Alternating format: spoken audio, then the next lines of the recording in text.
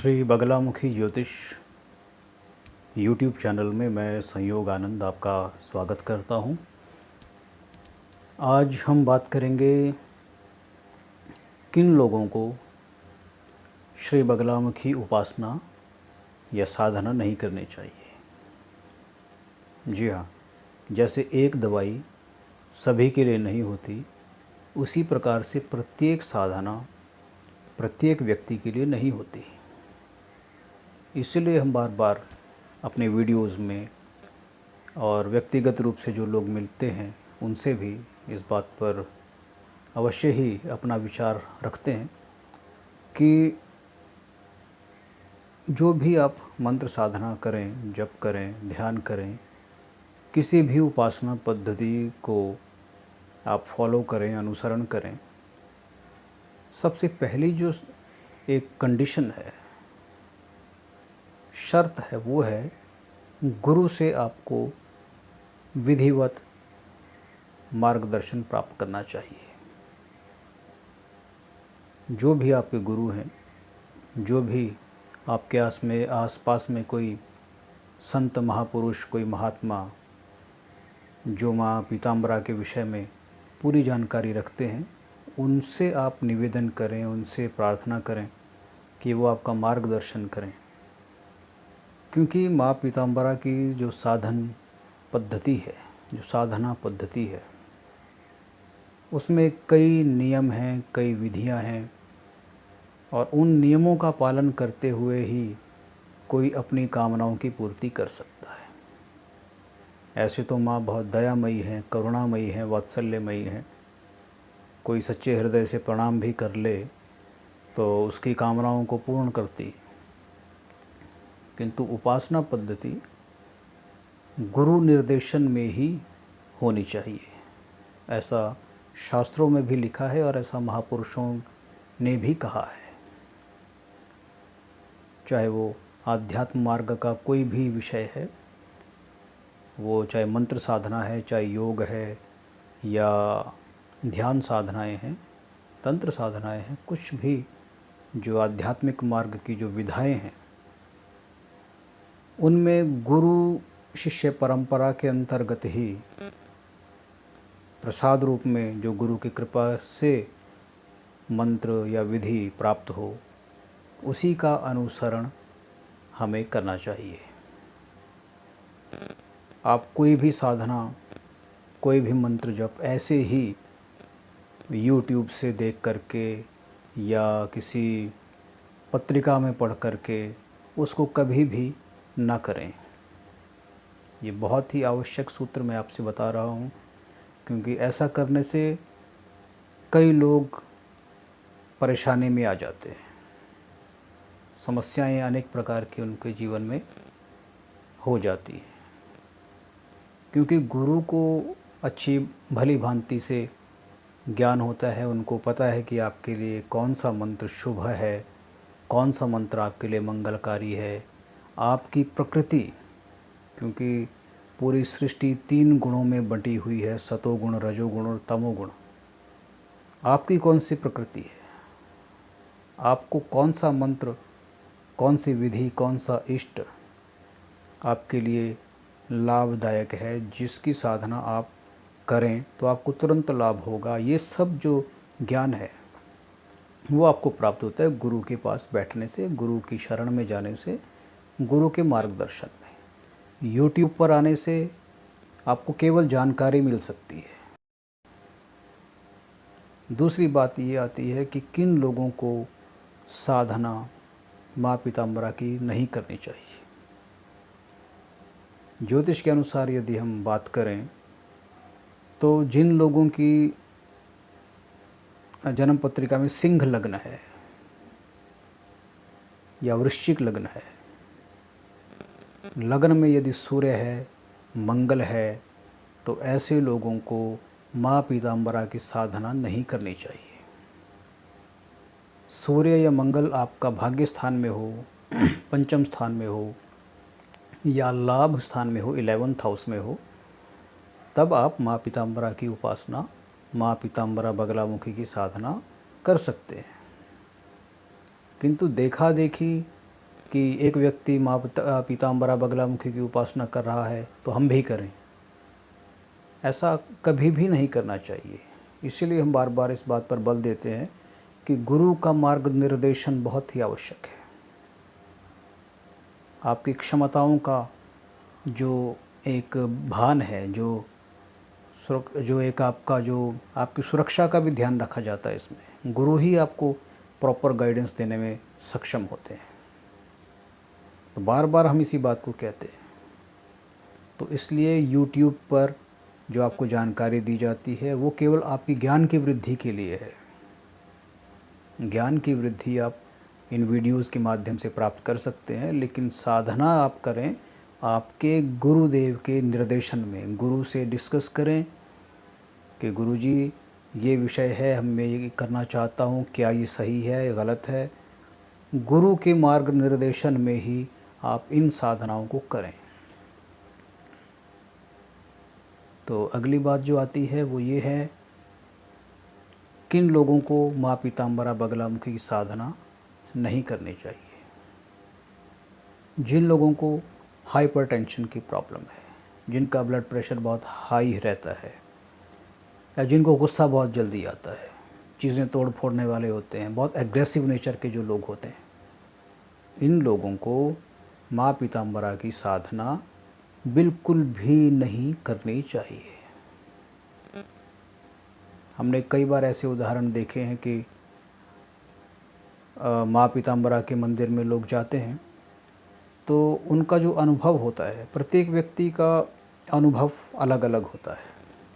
किसी व्यक्ति को उसके भाव के अनुसार, उसकी जैसी आंतरिक जो एक भाव स्थिति है, आंतरिक जो मन स्थिति है, श्रद्धा भाव है, विश्वास है, उसके अनुसार उसको अलग अनुभव हो रहा है, दूसरे व्यक्ति को अलग अनुभव हो रहा है। इस प्रकार से यदि मंदिर में प्रतिदिन 1000 आदमी जा रहा है या 50,000 आदमी जा रहे हैं, तो उन सब की मनोवृत्ति और धारणाओं के अनुसार सब की अनुभूति अलग अलग है।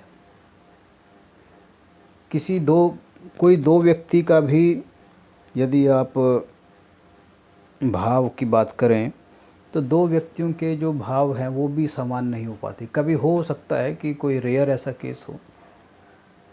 तो इसमें यही है कि प्रत्येक व्यक्ति का भाव स्थिति, शारीरिक, जिस प्रकार से हमारा एक बॉडी अपीयरेंस सबका एक अलग रहता है, शारीरिक जो बल है वो अलग है, उसी प्रकार से बौद्धिक जो आपका जो लेवल है, स्तर है, वो अलग है।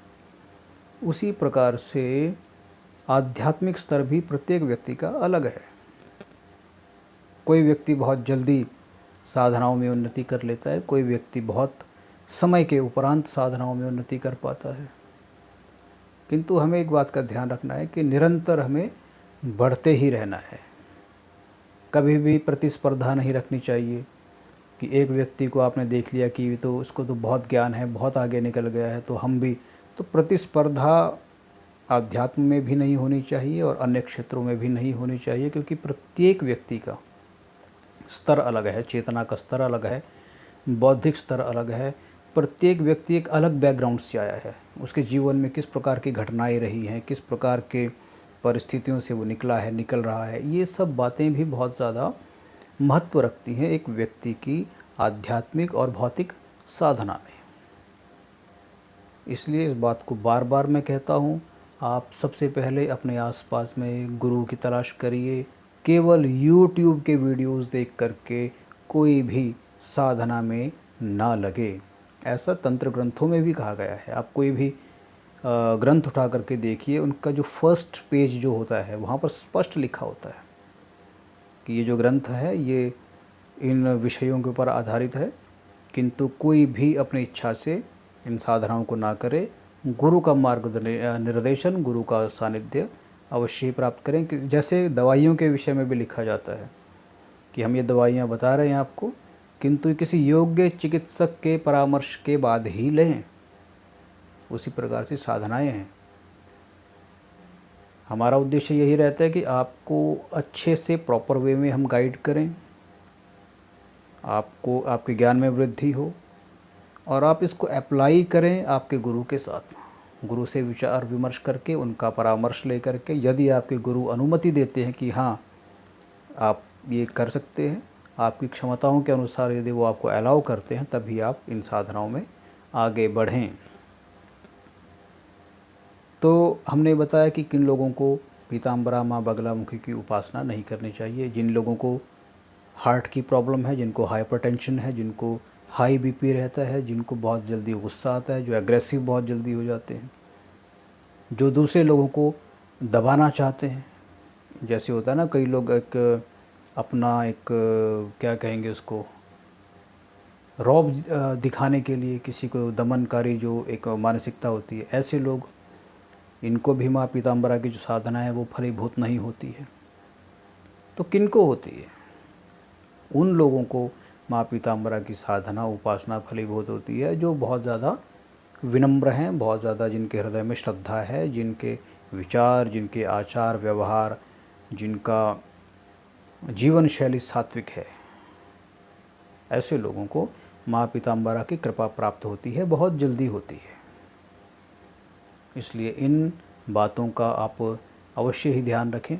माँ पीताम्बरा की उपासना में ये बातें बहुत ही ध्यान देने योग्य हैं, इसलिए इन पर आप अवश्य ही मनन करें।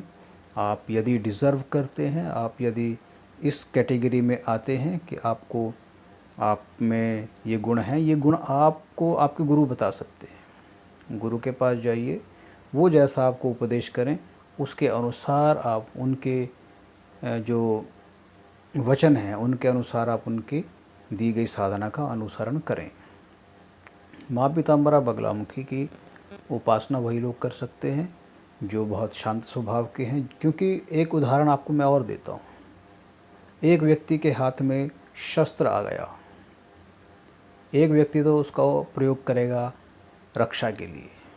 यदि वो किसी सभ्य, किसी संस्कारी व्यक्ति के हाथ में यदि वो अस्त्र शस्त्र लगता है तो वो रक्षा के भाव से उसका उपयोग करेगा।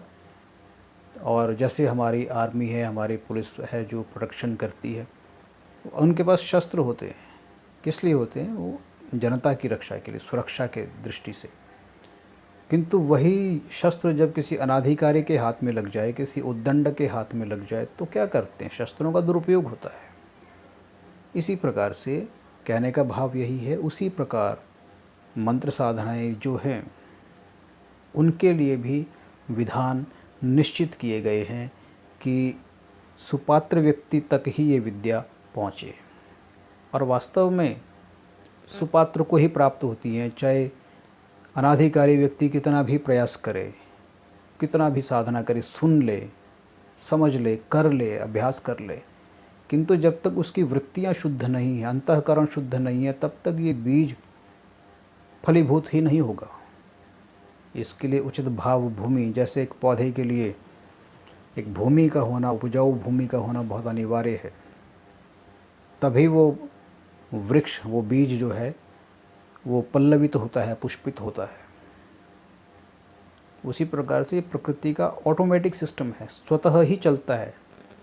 यदि आप डिज़र्व करते हैं, वास्तव में आप उसके योग्य हैं, तो साधनाएं आपका साथ देती हैं, मंत्र स्वयं आपकी रक्षा करते हैं, आपका त्राण करते हैं, आपकी सहायता करते हैं, मार्गदर्शन करते हैं। किंतु यदि आप अंदर से पवित्र अभी नहीं हुए हैं, तो आपको पवित्र होने का अभ्यास करना चाहिए। आपको अभ्यास करना चाहिए कि किस प्रकार से आप माँ की कृपा प्राप्त कर सकें। आपको उनसे आग्रह करना चाहिए कि हे माँ, हे पीताम्बरा, हे माँ बगलामुखी, मैं इस योग्य हो सकूं कि आपकी कृपा मुझे प्राप्त हो। इस प्रकार से जितने आप विनम्र होते जाएंगे, जितने आपके अंदर ये गुणों का विकास होता जाएगा, तो आप देखेंगे कि माँ पीताम्बरा बगलामुखी की कृपा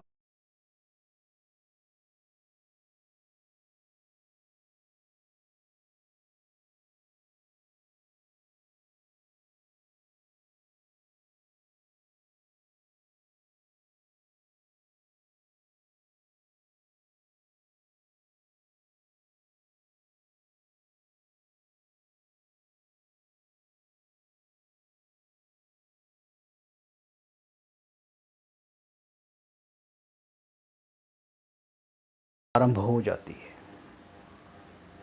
इसलिए इन बातों को आप विशेष ध्यान रखें और इन्हीं विचारों के साथ अपनी वाणी को मैं विराम देता हूँ। दोबारा किसी अन्य विषय को लेकर उपस्थित होऊंगा, तब तक के लिए धन्यवाद। नमस्कार।